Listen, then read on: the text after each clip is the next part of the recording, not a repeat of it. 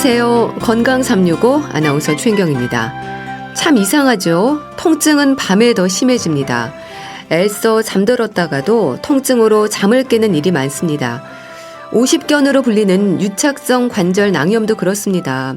팔을 들어올리기도 힘들고 팔을 뒤로 젖힐 때나 옷을 입을 때도 통증을 느낍니다. 몸을 뒤척이다 통증으로 잠을 깨기도 하죠. 하지만 오십견이 아닌 다른 어깨 질환에서도 비슷한 통증은 느낄 수 있어서 잘 분별할 필요가 있고요. 나이 탓으로 생각해서 참고 견디는 것 역시 증상을 더 심하게 할 수 있습니다.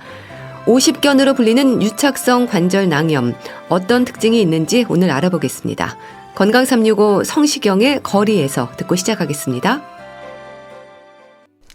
어깨 통증이 있을 때, 팔이 올라가지 않을 때 오십견으로 나름 짐작하는 분들이 많습니다. 유착성 관절 낭염, 동결견으로도 불리는데요. 질환인 걸까요? 증상일까요?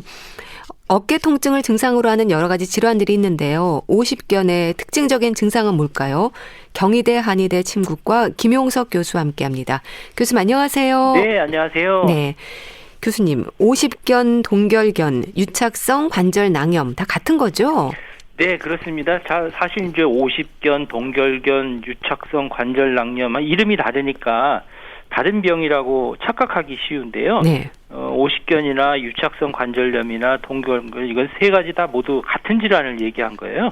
쉽게 얘기하면 이제 별명이다 이렇게 생각하시면 되고요. 네. 주로 이제 한쪽 어깨에 아주 심한 통증도 있고 그리고 이제 움직임이 제대로 안 되니까 어깨는 우리가 일상생활에 많이 사용하잖아요. 네. 거기에 문제를 일으키는 질환인데요. 이제 구체적으로 보면 오십견이라 그러면 나이와 관계에 있는 것처럼 생각이 들잖아요. 네. 50대 중반에 되게 많이 생기기 때문에 50대에 생기는 어깨 질환 이래서 오십견이라고 하지만 요즘은 이제 오십견이라기보다는 40견이 나올 정도니까 50대만 걸리는 어깨 질환은 아닌 거죠. 네. 그래서 이 오십견의 정확한 의학적 진단명은 유착성 관절 낭염이라는 거예요. 네. 이게 말이 좀 어렵잖아요. 네. 이 어깨 관절을 싸고 있는 관절낭이 있는데 거기에 염증이 생겨서 이제 유착이 된 거거든요. 쪼그라든 거 붙어버린 거예요. 네. 그러니까 움직임이 없고 또 통증이 생기게 되는 거거든요. 근데 이런 증상으로 보면 어깨 관절을 지지하는 인대나 그 주변에 있는 구조물이 딱딱하게 굳어가는 의미로 보면 동결견이라고 하는 거예요. 동결이라는 건 얼어붙었다는 말이거든요. 그래서 영어로 보면 동결견에서 프로즌 숄더 이렇게 얘기를 하는 거거든요. 네. 그러니까 이 병은 어떻게 보면 몇 가지 이제 단계를 걸쳐서 나타나는데요. 그러니까 얼음이 얼었다, 녹는 이런 과정을 이해하시면 아마 쉬울 것 같아요. 네. 그래서 먼저 이제 통증이 생기고 뭐가 뻣뻣해지는 그런 얼음이 얼려고 하는 시기가 있고요. 그 다음에 이제 통증은 점점 감소되지만 움직임에 제한이 남아있는 아주 이제 얼음이 얼어붙는 시기. 그 다음에는 이제 움직임이 점점 좋아지는 얼음이 녹는 시기. 이렇게 구분하기도 하죠. 네. 근데 어깨 통증을 증상으로 하는 질환들이 많지 않나요? 그렇죠. 이제 앞에 말씀드렸지만 어깨는 우리 몸에서 어떻게 보면 가장 많이 움직이는 관절이거든요. 네. 그런데 이제 어떻게 구성되어 있냐면 먼저는 이제 상완골이라는 팔의 뼈하고 견갑골, 날개뼈라고 많이들 하죠. 그다음에 쇄골, 이 세 개의 뼈가 있고요. 그다음에 각 뼈를 연결해주는 또 관절이 있고요. 네. 그리고 관절이 빠지지 않게 해주는 그 보호하는 인대가 있고. 그 다음에는 어깨 관절을 둘러싸고 있는 회전근개라는 근육이 있는데 이거는 주로 움직임을 감당하거든요. 예. 그 외에도 혈관도 있고 신경도 있다 보니까 구조물이 여러 가지가 있잖아요. 복잡하니까 그만큼 다양한 질환들이 발생되는 거거든요. 네. 이제 구체적으로 보면 어깨 통증이 이제 관절에 발생한 퇴행성 질환이나 관절염이 여기도 속해 있고요. 예. 그다음에 인대가 찢어지거나 또 손상된 경우, 또 근육이 파열됐거나 아니면 근육이 뭉쳐서 생기는 근막 통증 증후군, 석회관 건염, 오십견, 어깨 충돌 증후군, 그 다음에 그 주변에 있는 신경이로 여러 가지죠. 네. 네, 상당히 많이 있습니다. 그렇네요. 그럼 그중에서 오십견이 가장 흔한가요? 아무래도 이제 오십견이라는 말이 있듯이 50대 많이 생기는 거니까 그만큼 많이 발생되는 거거든요. 예. 전체 인구의 아마 평생 유병률이 한 2 내지 5% 정도라고 하니까 많은 흔히 발생할 수 있는 질환이고요. 네. 병원에도 이런 오십견이나 이런 환자들이 상당히 많이 오거든요. 그래서 실제로 우리나라 건강보험 심사평가원에 보면 최근 5년간 이 50견으로 병원에 왔던 환자들이 매년 이렇게 증가한다고 이렇게 나타나요. 그 중에서도 이제 2020년도 기준을 보면 50대가 한 31.7% 가장 많고요. 예. 또 20, 30대도 한 3.8% 저렇게 증가했고요. 그러니까 50견은 이런 중장년층뿐만 아니라 젊은 층에서도 많이 발생할 수 있는 그런 질환이라고 볼 수 있죠. 네. 근데 이게 다 어깨 통증을 증상으로 하긴 하는데 원인도 다르고 증상에도 좀 차이가 있습니까? 각각 특징적인 부분들이 있지 않을까 싶은데요. 그렇지. 어깨 관절이 가장 많이 움직이고 또 큰 이런 관절이다 보고 또 구조가 복잡하니까 질환이 여러 가지가 발생할 수가 있어요. 그러니까 어떻게 보면 정확하게 이게 뭔가 하고 이렇게 판정하기가 상당히 어렵지만 네. 잘 구분을 해야 적절하게 치료가 되겠죠. 맨 먼저 이제 근막 통증 증후군이라는 거 있잖아요. 그래서 네. 우리가 뭐 목이나 어깨에 근육이 뭉쳐서 그 부위를 이제 손가락을 꾹 누르면 아주 아파서 깜짝 놀라는 이런 통증과 뭐 저리거나 시린 증상이 생기니까 이런 거는 오십견과 달리 뭐 두통이나 근육통이 같이 나타나게 하고요. 예. 그다음에 이제 목 디스크도 마찬가지로 신경이 문제가 생기는 거거든요. 목과 어깨 부분에 뭐 통증하고 뻣뻣한 것이 이제 불규칙적으로 나타나고요. 예. 이제 팔을 따라서 이제 손가락 끝까지 막 저리고 아픈 현상이 바로 오십견과는 조금 구분되는 목 디스크 현상이겠고, 그다음에 이제 회전근개 파열, 회전근개는 어깨를 움직여주는 그런 근육들이 파열이 된 거예요. 그러니까 어깨 앞쪽이나 옆쪽에 통증이 나타나고 또 팔을 올릴 때는 아프지만 완전히 이렇게 올려버리면 통증이 좀 줄어드는 현상이 생기고요. 네. 또 석회화 건염이라고도 많이 들어보셨을 텐데 이 어깨 통증의 또 흔한 원인이거든요.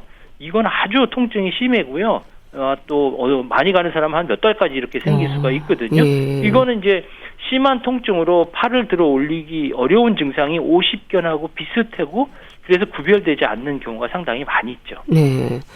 그럼 교수님 오늘 말씀 주실 오십견의 경우에는요. 팔을 들어 올릴 수 없을 때 오십견이라고 생각하는 건 그 부분이 가장 큰 통증인 건가요? 그렇죠. 이제 오십견이란 말은 뭐냐면은 뭐 외상은 없이 어깨에 통증이 발생하고 그 통증으로 인해서 어깨가 잘 안 움직이는 형태를 바로 이제 오십견이라고 하거든요. 네. 그래서 이제 누워 있을 경우에 통증이 더 심해지기 때문에 밤에 누워서 쉬거나 뭐 뒤척거리면서 어깨가 눌리게 되면 아주 통증이 심하게 되거든요. 예. 그리고 이제 증상이 좀 심해지면 팔을 이용한 어떤 움직임이 잘 안 돼요. 그러니까 머리를 빗는다든지 머리를 감는다든지 뭐 세수를 한다든지 심지어는 이제 밥 숟가락 사용하는 것도 상당히 불편한 감을 느낄 수가 있거든요. 네. 그래서 이 오십견은 팔을 안쪽으로 또는 바깥쪽으로 회전시키는 또는 여러 가지 운동을 할 때마다 이제 아파갖고 못하는 경우가 상당히 많이 있어요. 그래서 일반적으로는 이런 오십견인 사람들은 밤에 통증으로 잠을 제대로 못 자는 경우가 있는데 이 통증은 뭐 오십견 외에도 나타날 수는 있죠. 그럼 통증은 구체적으로 어깨의 어느 부분에 문제가 생기는 건가요? 오십견의 원인이 뭐 불분명하고 어떤 특정 부분의 이상으로는 사실 설명할 수가 없거든요. 그러니까 이제 전반적으로 어깨 관절을 지지하는 인대나 이런 구조물이 굳어서 발생하다 보니까 어깨 통증이 뭐 전반적으로 나타날 수 있지만 팔을 들어 올리거나 바깥으로 돌릴 때 이런 통증이 많이 심하게 생기거든요. 그리고 이제 오십견이 증상이 있는 어깨 쪽으로 누우면 통증이 더 심해질 수밖에 없지요. 네. 근데 교수님, 오십견이라는 이름 때문인지 이제 많은 분들이 나이 들어서 어쩔 수 없다는 생각도 하고요. 적응하다 보면 자연적으로 괜찮아진다는 말도 하거든요. 어떨까요? 네, 꼭 그렇진 않거든요. 이제 대개 보면 오십견 앞에 말씀드렸듯이 얼음이 얼었다가 녹는 이런 시기가 어떤 자연적인 경과로 되기 때문에 뭐 자연적으로 회복될 수 있다. 뭐 1, 2년 내에 뭐 자연 치유된다. 뭐 시간이 약이다. 뭐 이렇게 얘기도 많이 하거든요. 그래서 뭐 그렇지만 일부에서는 충분한 그런 시간이 지났는데도 여전히 아프고 또 어깨 관절의 움직임이 제한돼 갖고 여러 가지 불편을 겪을 수가 있거든요. 최근에 연구 결과에 따르면은 이 치료를 제대로 받지 않는 오십견 환자들의 한 50%가 2년 후까지도 그런 통증이나 이런 관절이 잘 움직이지 않는 이런 형태로 불편한 감들을 호소한다고 얘기를 하거든요. 그래서 적극적으로 치료하는 것이 상당히 필요하겠죠.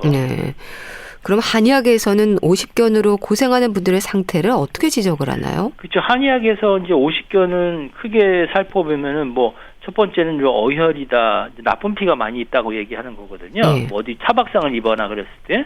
그 다음에 바깥에 찬 기운이 많이 있을 때, 그러면 이제 근육들이 많이 움츠르잖아요. 얼어버리니까. 그 다음에 몸에 불순물들이 많이 껴 있을 때, 이런 형태가 이제 어깨 관절을 움직여주는 기혈의 순환의 문제를 일으켜서 통증을 나타낸다는 것이 하나의 원인이고요. 두 번째는 오장육부의 내부 장기에 어떤 이상이 생겨갖고 어깨 관절 주변으로 문제를 일으키는 경우가 있고요. 네. 또 세 번째는 뭐 근육이 계속해서 피로하거나 과사용을 하거나 노화로 인해서 정말 기혈이 부족해서 관절에 충분한 영양 공급이 안 되기 때문에 이런 원인이 될 수 있다라고 얘기를 하는데요. 네. 그러다 보니까 이제 어혈형으로 생기는 그런 오십견이 하나가 있는데요. 이런 경우는 특히 이제 밤에 통증이 심하고요. 또 그 부위를 누르면 바늘로 뭐가 찌르는 듯한 이런 통증이 생기고요. 예. 그다음에 찬 기운에 생기는 경우는 되게 시리면서 얼얼한 통증이 나타나고요. 그다음에 풍으로 이제 바람에 의해서 생기는 경우는 여기저기 왔다 갔다 하면서 생기는 통증이고요. 네. 그다음에 습성이라고 하는 거는 뭐 흐린 날 점점 심해지는 형태 있잖아요. 그런 걸 얘기하는 거고, 기가 뭐 흐름이 좋지 않아서 어디가 막힌 경우는 욱신욱신하고 이런 통증이 생기는 거고, 그다음에 기력이 너무 떨어져서 생기는 오십견들은 통증의 양상이 좀 은은하게 이렇게 진행이 되고 피로하면 통증이 좀 심해지는 이런 현상을 보고 원인을 파악해서 이제 치료를 하게 되죠. 네. 근데 체질적으로 보면 주로 마른 체형에서 오십견이 많다고 하던데요. 그런가요? 이제 한의학적으로는 어깨 관절 국소 부위에 그 다몸이라고 해서 이런 부분이 만성 염증이라고 볼 수가 있거든요. 그래서 신체 내에 돌아다니는 어떤 정상적인 체액이 순환이 잘 안 되거나 어떤 염증에 의해서 이제 더러워지고 또 그렇게 변해버리는 물질들이 이제 다몸이라고 하는데, 그게 네. 관절에 껴서 관절의 운동을 방해하고 통증을 만들어 보니까 아무래도 순환이 잘 안 되는 사람들에게 많이 발생되고, 네. 또 남자보다는 여자가 많이 생기고, 평소에 어깨를 잘 움직이지 않아서 순환장애가 있는 분들에게 많이 발생될 수가 있죠. 네. 그럼 교수님, 치료는 어떨까요? 침 치료를 많이 받지 않나요? 한의학에서는 오십견의 이제 근본적인 원인을 찾아서 그게 바깥에서 원인이 생긴 건지 아니면 내부에서 생긴 건지 아니면 노화에 생긴 건지를 보고 적절하게 이제 치료를 하게 되거든요. 네. 일반적으로는 이제 기본적으로는 전신의 어떤 기혈의 순환을 돕는 것이 한방치료의 가장 목표고요. 그를 위해서 이제 첫 번째가 이제 추나요법이라는 게 있어요. 네. 손으로 이제 만져주는 수기요법의 일종인데, 어깨 관절이나 근육이나 인대가 이 어긋난 것들을 바르게 이제 교정시켜 주는 거고요. 네. 그다음에 많이 쓰는 게 아무래도 침 치료잖아요. 어깨 주변에 있는 근육이나 인대의 어떤 긴장을 완화시켜 주고 뭉쳐있는 어떤 기혈을 풀어줘서 통증을 완화시켜주는 이런 효과가 있고요. 예. 그 외에도 이제 관절각 내에 생기는 염증을 없애주기 위해서는 약침요법 같은 것들을 쓰기도 하고요. 예. 뭐 아울러서 이제 근육이 손상된 거나 아니면 부족해지거나 약해진 인대를 강화시켜주고 또 재발을 방지하기 위해서 한약 이런 처방을 하게 되지요. 네. 네. 그럼 침 치료와 이 봉독, 약침 요법은 좀 다른 건가요? 우리가 이제 한의학에서는 일침, 이구, 삼약이라 해서 침치료가 가장 많이 쓰거든요. 예. 침치료는 일단 제일 중요한 건 통증을 완화시켜 주는 거고요. 그러다 보니까 관절의 운동 범위가 점점 늘어나는 거거든요. 초기에는 이제 통증을 조절하는 목표로 치료하고, 그 다음에는 관절의 기능을 회복시켜 주는 걸 목표로 치료하는데요. 네. 그 침은 많이 들어보셨지만 봉독 약침은 잘 못 들어보실 수 있잖아요. 봉독 약침이라는 건 뭐냐면은 침 놓는 것하고 약물의 효과를 같이 보는 거예요. 약은 우리가 먹는 거로만 생각했지만 주사처럼 침과 약의 효능을 같이 해서 화학적인 자극도 주고 물리적인 자극을 주는데, 그 들어가는 액체가 바로 봉독이거든요. 벌의 독이거든요. 여기에는 아주 강한 염증을 완화시켜주고 통증을 완화시켜주는 그런 물질들이 들어가 있어요. 예. 그래서 여기를 놓게 되면 염증이 생긴 것들이 그 자리에서 이렇게 풀어지기 때문에 통증도 완화시켜주고, 그러다 보니까 이제 움직임이 좋아지거든요. 그런데 문제는 뭐냐면 봉독이라는 게 벌에 쏘면 알레르기 일으키는 사람들이 있잖아요. 반드시 이게 봉독요법이 상당히 좋다고 하더라도 알레르기 테스트를 반드시 한 다음에 하셔야지, 잘못하면 큰 문제를 일으킬 수가 있죠. 네. 치료 기간은 길게 잡나요? 대개 이제 3개월에서 이제 4개월 정도 통증이 있고, 또 다시 3개월 정도 또 통증이 좀 가라앉으면서 그다음에 관절 움직임이 제한돼 있고 다시 뭐 3개월 정도 지나서 이제 회복되는 게 자연적인 경과거든요. 예. 그러다 보니까 한 1, 2년 정도 경과를 가지고 변하는 이런 형태가 나타날 수 있고요. 아무래도 초기 통증기에 비해서 후기에 운동이 잘 안 되는 기는 이제 통증은 사라지고 운동 제한만 남아서 대부분 사람들이 이제 통증이 없으면 다 낫다고 생각하는 경우가 많거든요. 그러나 그렇게 되지 않는 경우가 상당히 많아요. 병은 역시 진행되고 있는 상황이거든요. 네. 그래서 꾸준한 치료를 각 단계별로 적절하게 하시는 게 중요하죠. 네.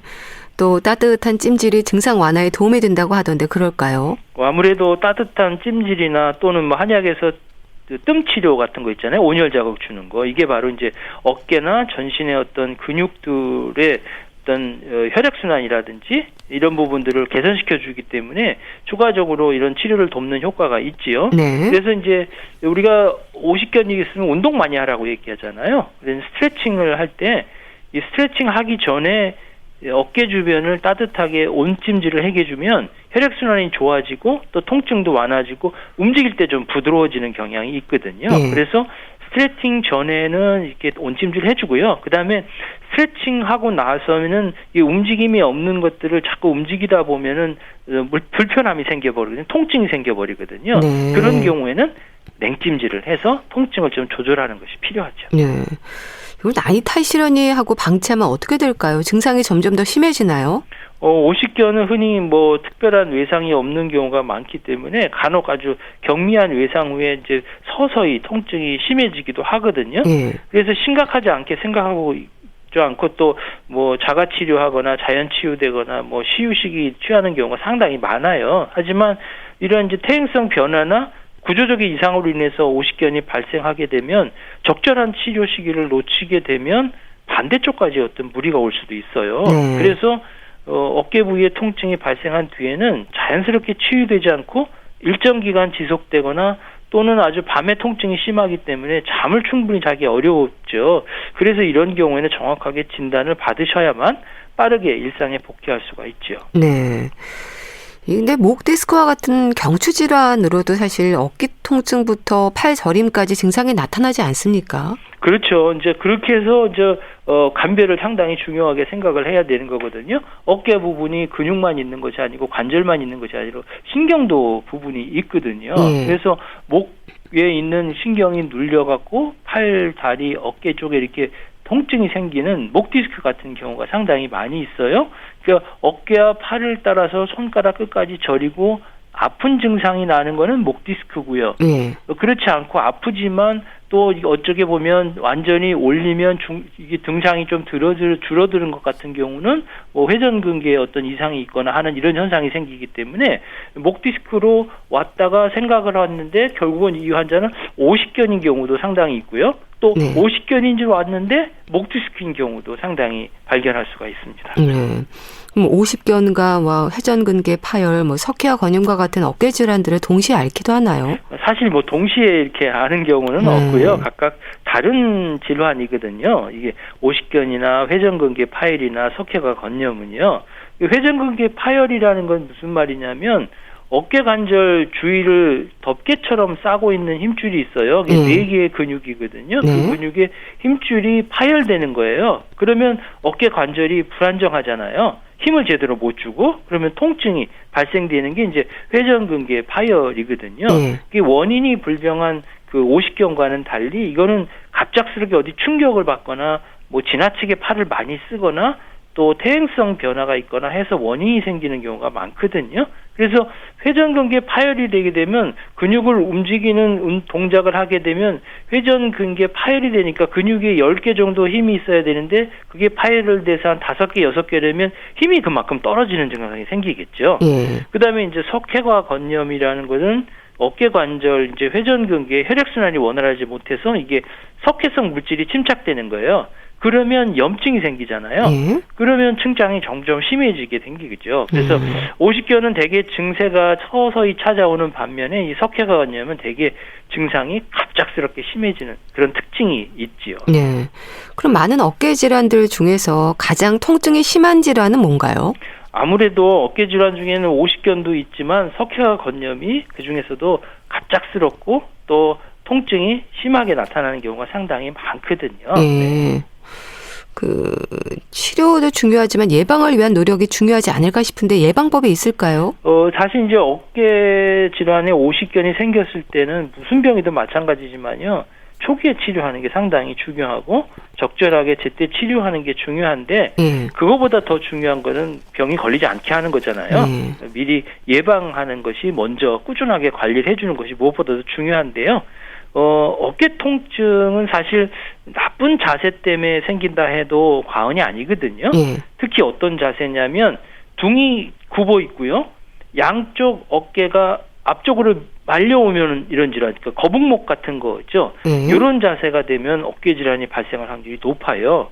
그래서 이제 틈나는 대로 스트레칭을 해서 이 관절막을 늘리는 연습을 하는 것이 어깨 건강에 좋고요. 또 무엇보다도 바른 자세가 상당히 중요하거든요.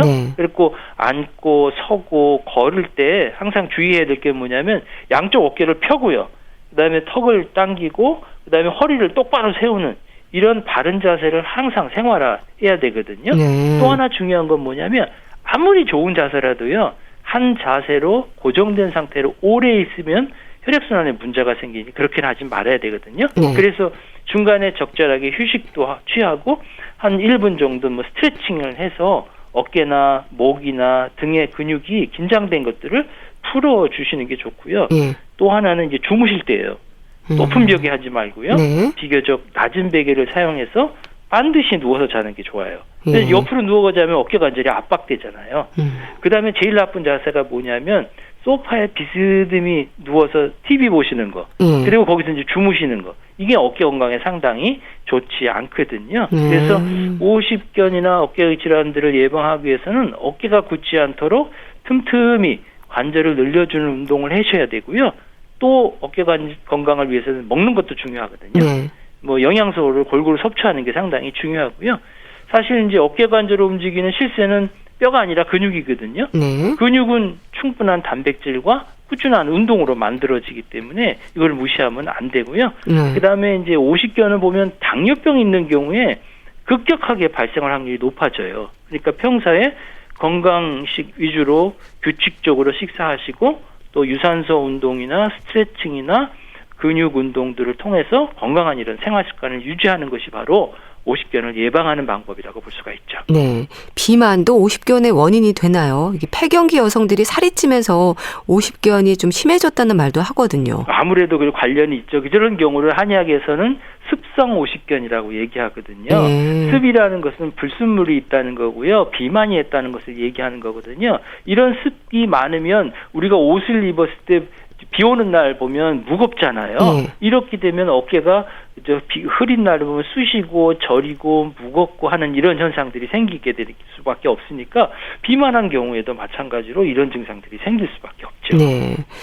교수님, 오십견 예방을 위한 운동법도 있다고 들었습니다. 어떤 동작을 말하는 건가요? 오십견이 이제 발생할 경우에는 처음엔 통증이 있더라도 꾸준하게 반복하면 이제 운동을 하게 되면 점점 운동 범위를 넓힐 수 있거든요.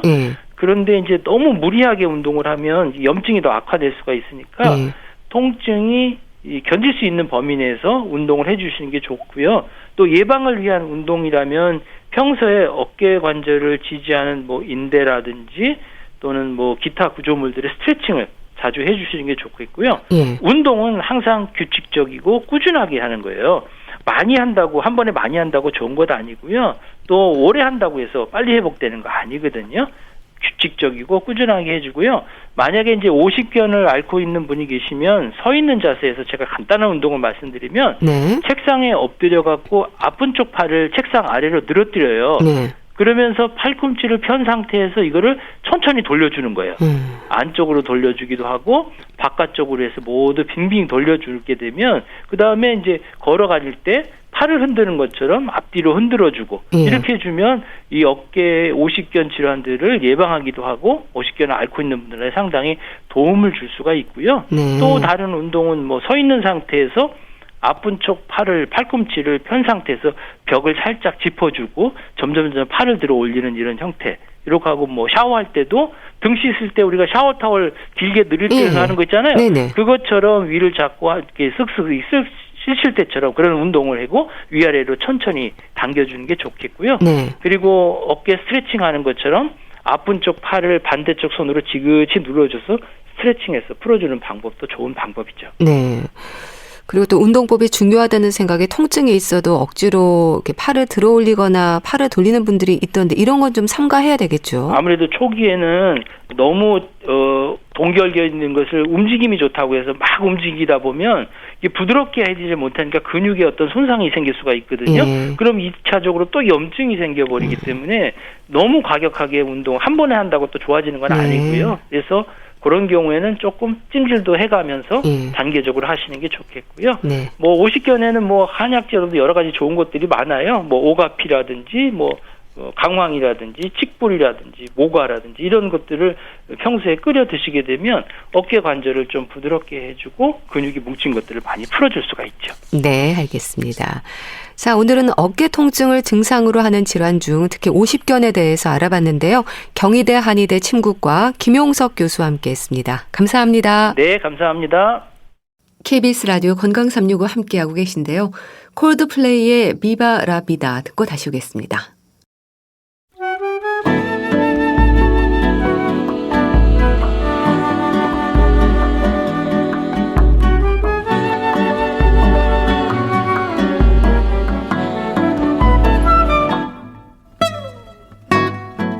건강한 하루의 시작. KBS 라디오 건강365 최윤경 아나운서의 진행입니다.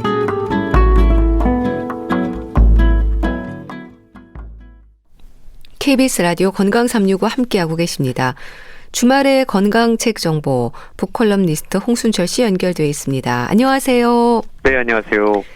오늘 소개해 주실 책은 제목이 치료하는 마음입니다.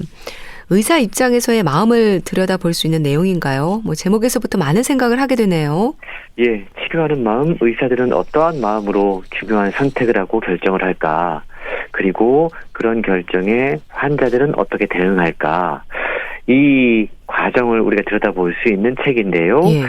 후회 없는 치료를 위해 환자와 의사가 기억해야 할 것들이란 부제가 적혀 있습니다. 예. 우리가 선택과 결정이 중요하다 이런 이야기 하잖아요. 그런데 생각해보면 의료 현장에서 치료 현장에서는 더더욱 그런 것 같습니다. 예. 특히 생명이 왔다 갔다 할 정도의 촌각을 다투는 상황에서 우리는 환자로서 또한 보호자로서는 대부분 스스로 결정할 수 없는 경우가 많이 있습니다. 그렇죠. 그럴 때 우리는 의료진의 판단과 결정을 존중하고 따르고 또 그것이 최선이라고 여기고 있는데요. 그런데 문제는 의료진들 역시 신이 아닌 이상 완벽한 해답을 찾기는 어렵다라는 겁니다.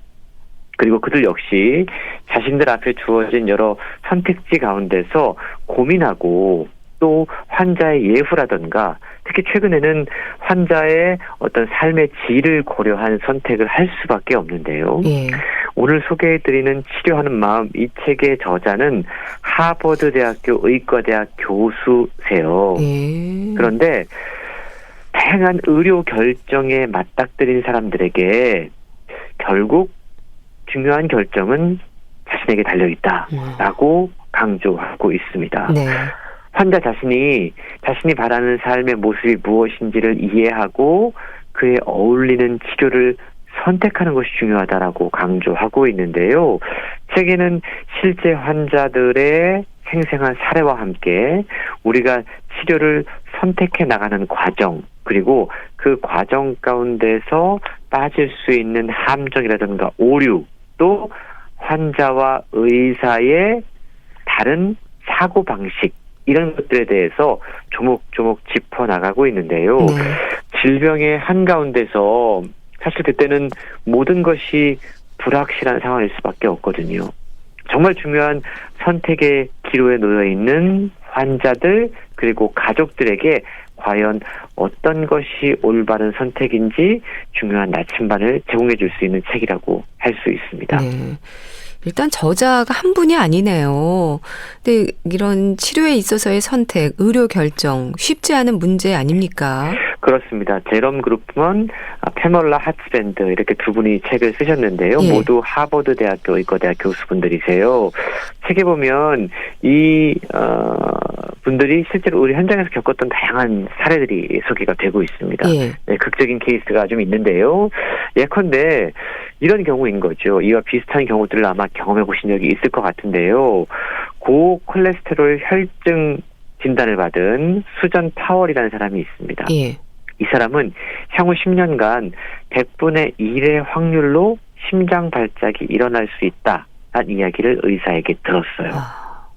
그때 치료제인 스타틴을 복용하면 심장 발작 가능성은 30% 낮아집니다. 네. 그런데 이 약 때문에 염증성 근육통이라든가 위장장애, 간 손상 등의 부작용을 겪을 수가 있어요. 이럴 때 환자의 수전은 스타틴을 복용해야 될까 하지 말아야 할까 혼란스러운 상황인 거죠. 그렇네요. 또 책에 보면 더 극적인 사례가 있는데요. 오마르 아킬이라고 하는 인물은 오랫동안 B형 간염에 걸린 걸 모르고 지내다가 간 경변증 때문에 혼수 상태에 빠져 있습니다. 네. 긴급하게 병원으로 이송이 됐는데 간 이식이 필요한 상황이에요. 근데 적절한 장기를 찾지 못하고 있습니다. 혼수 상태거든요. 네. 근데 새벽 1시에 전화벨이 울려요. 그리고 전화기 너머에서 의사가 이 환자인 오마르의 아내에게 이렇게 이야기합니다. 병원 두 곳에서 거절당한 간을 제가 지금 넘겨받았습니다. 간을 기증한 분이 노인이고 네. 암 때문에 화학요법을 받은 적이 있습니다. 네. 확실하진 않지만 이 사람은 C형 간염인 것 같습니다. 라고 의사가 이야기합니다. 그때 혼수 상태에 빠진 남편의 이 간을 이식해야 될지 말아야 될지 아내가 결정을 해야 되거든요. 예, 그렇네요. 암 치료를 받고 C형 간염에 걸린 기증자의 간이라도 일단 이식해 달라고 해야 될까? 예. 아니면 적합한 기증자가 나타날 때까지 좀 더 기다려야 할까? 혼수 상태에 빠진 남편을 위해서 아내가 선택할 수 있는 건 과연 무엇일까? 상당히 어려운 결정이라고 할 수 있는 거죠. 예. 그러니까 이렇게 할까? 그러다 위험할 수 있지 않을까? 그럼 저렇게 할까?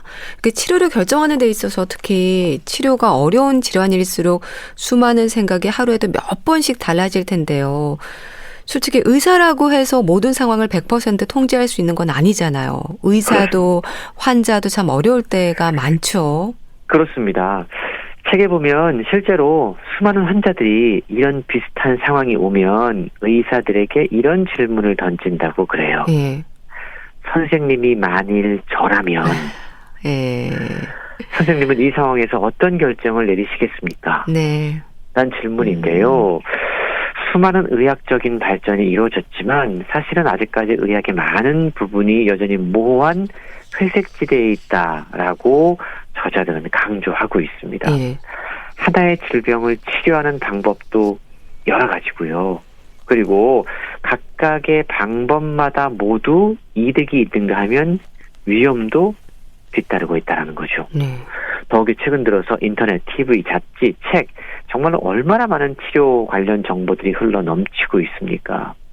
간단히 고혈압이나 당뇨병 같은 만성 질환부터 시작해서 말기 암이라든가 간경변이라든가 위급한 질병에 이르기까지 사실은 다양한 정보들이 우리를 더욱더 혼란스럽게 만들고 있습니다. 예.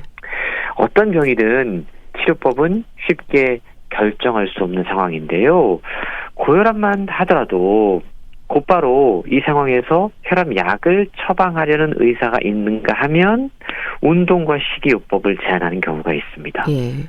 사실 어떤 것도 이것이 정답이다라고 할 수 없는 상황이거든요. 그리고 어떤 처방을 내리더라도 환자가 쉽게 그 약을 받아들이는 경우가 있는가 하면 나는 이 약보다 자연요법을 고집하겠다라는 분들도 적지 않다라는 거죠. 네. 이렇게 의술이 발달하고 각종 의학 정보를 누구나 쉽게 찾아볼 수 있게 된 오늘날의 상황에서 치료법을 결정하는 일이 더더욱 어려워진 쥐고 있다는 사실을 최근 여러 가지 사례를 통해서 우리에게 알려주고 있는데요. 전문 지식이 없는 환자 그리고 보호자 이런 분들이 적절한 치료법을 선택하는 것은 거의 불가능에 가깝습니다. 하지만 의사도 마찬가지로 100% 올바른 해법을 찾는 건 쉽지 않다라고 고백하고 있는 거죠.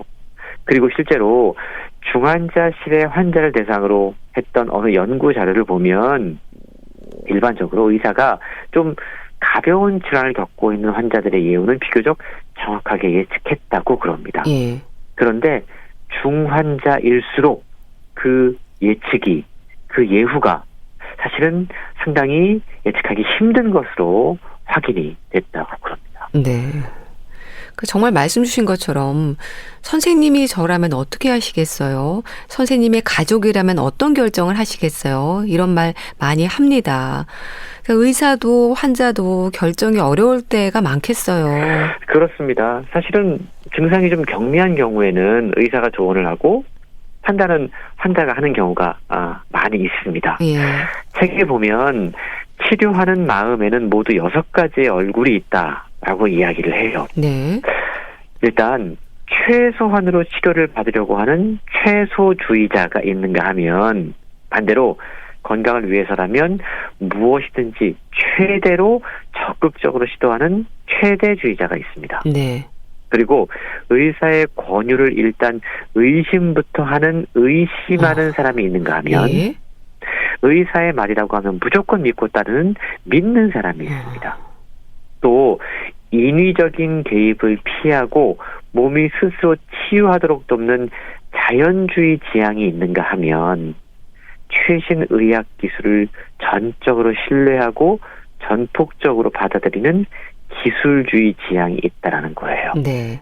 이렇게 최소주의자, 최대주의자, 의심하는 자, 믿는 자, 자연주의 지향, 기술주의 지향이 서로 맞물려 있습니다.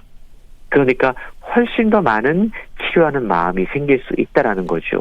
그 마음이 어떻게 구성되어 있느냐에 따라서 각자가 서로 결이 다른 의료 결정을 내릴 수밖에 없는 게 우리 현실이라는 것을 책은 강조하고 있습니다. 네. 그런데 이제 사람마다 또 증상에 따라서도 차이는 있겠지만요. 많은 분들이 적극적인 치료보다는 고전적인 치료법으로 좀 소극적인 치료를 선호하는 경우가 많지 않을까요? 실제로 그렇다고 그래요. 예. 이건 우리의 마음이 그렇게 생겨 먹었기 때문인데요. 네. 인지심리학자들은 치료 선택 과정을 설명할 때 부작위 편향이라고 하는 용어를 사용한다고 그럽니다. 예.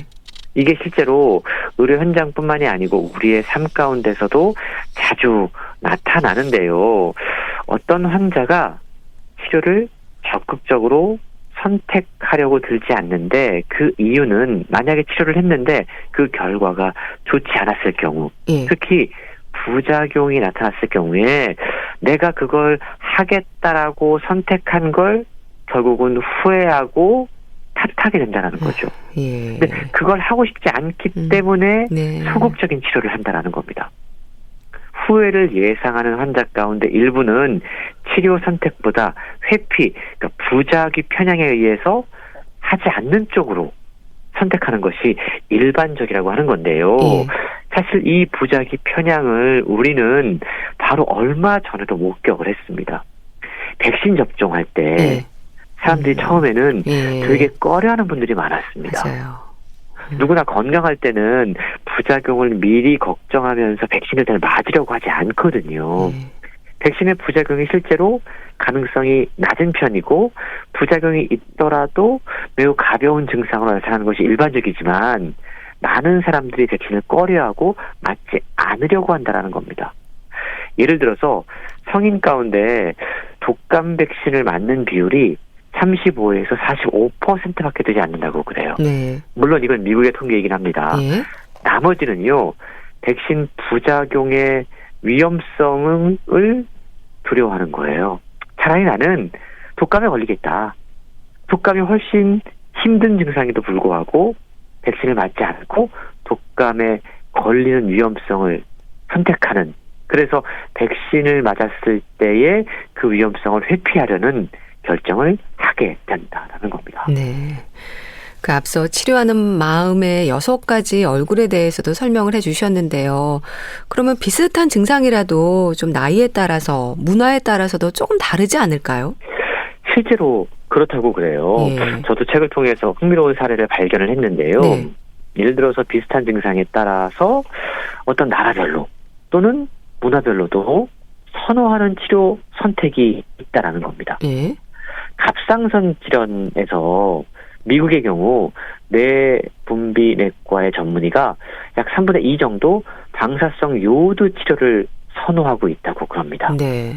그런데 방사성 요오드 치료의 선택 비율이 유럽에서는 22%밖에 안 되고요.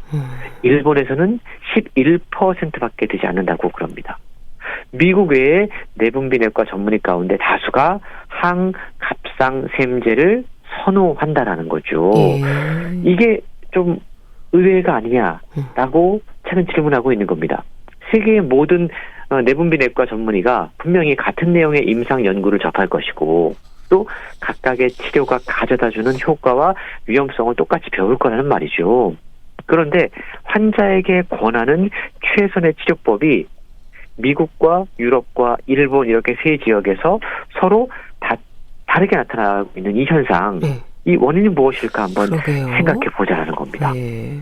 최근요, 그 원인을 문화에서 찾고 있습니다.